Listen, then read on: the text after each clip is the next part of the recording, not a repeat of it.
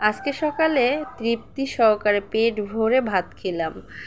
আর ভাত টাত খেয়ে চলে গেলাম বাজার করতে। আরাধ্যাকে কোচিং থেকে নিয়ে কি বাজার সদাই করে নিয়ে আসলাম পুরোটাই থাকছে আজকের ব্লগ ভিডিওতে। শুভ সকাল বন্ধুরা, কেমন আছো তোমরা সবাই?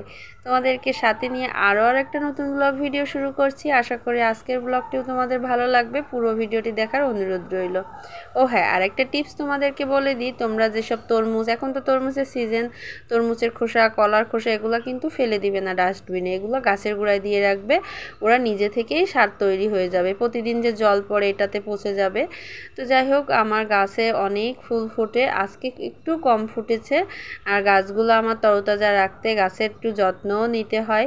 তো খুব বেশি সময় পাই না। আজকে দেখো মাত্র একটা জবা ফুটেছে আর অল্প কয়েকটা ফুল ফুটেছে, তো যা ফুটেছে এটা দিয়ে আমার হয়ে যাবে। তো চলো যাই, আগে আমি তুলসী গাছে জল দিয়ে নিই।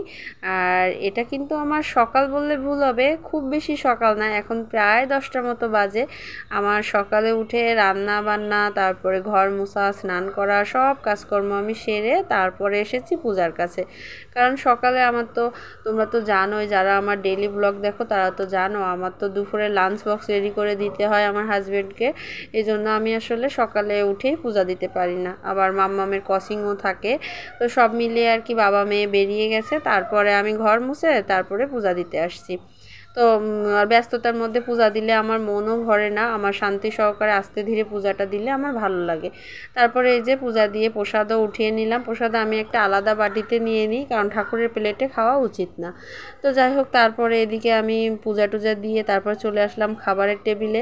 আজকে করেছিলাম সব কিছু পান্তা ভাত আর ভর্তা ভাতের আয়োজন। মানে কি হয়েছে জানো তো, গতকাল রাতে কেউই আমরা ভাত খাইনি, কারণ বাইরে গিয়েছিলাম, সেখান থেকে খাওয়া দাওয়া করে আসছি।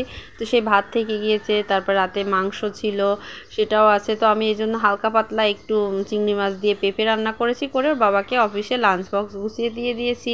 আমার আজকে ঝামেলা শেষ। আর এই যে পান্তা ভাতের সাথে ভর্তা করেছি, মিষ্টি কুমড়া ভর্তা, থানকুনি পাতার ভর্তা, আলু ডিম ভর্তা, ডাল ভর্তা।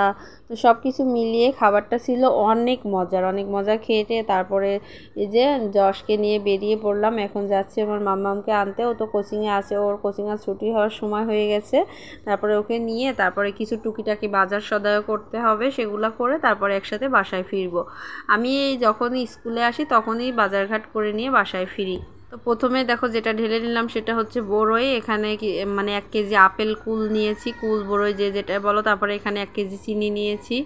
আর তারপরে নিয়েছি কি দেখাচ্ছি, দাঁড়াও।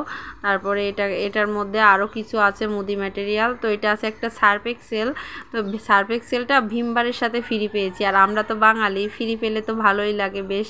তো একটা ভীমবারের সাথে একটা সার্ফ এক্সেল ফ্রি দিয়েছে। তারপরে একটা হুইল পাউডার, তারপরে 2 কেজি আটা, তারপরে এটা প্যারাগন থেকে 2 লিটার দুধ নিয়েছি। আর এখানে আছে রূপসাদা সয়াবিন তেল, আর এখানে আছে কিছু হাঁসের ডিম। তো এই ছিল আমার টুকিটাকি মোটামুটি বাজারঘাট। আর হাঁসের ডিমটা ছিল এখানে 2 ডজন। তো কেমন লাগলো আমার আজকের ব্লগ ভিডিওটা? যদি ভালো লেগে থাকে লাইক কমেন্ট শেয়ার করার অনুরোধ রইল।